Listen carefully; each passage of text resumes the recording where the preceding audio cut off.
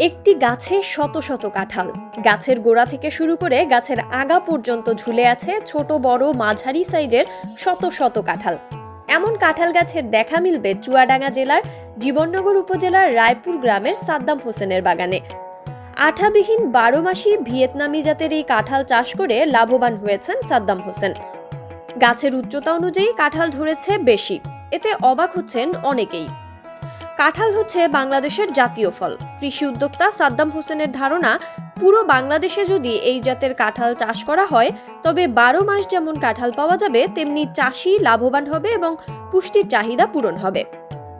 প্রথমে তিনি চারা রোপণ করেছিলেন 100, তা থেকে প্রায় 6 লক্ষ টাকা আয় করেছেন। পরবর্তী সময় তিনি ওই গাছ থেকে গ্রাফটিং করে আরও 600 চারা রোপণ করেন।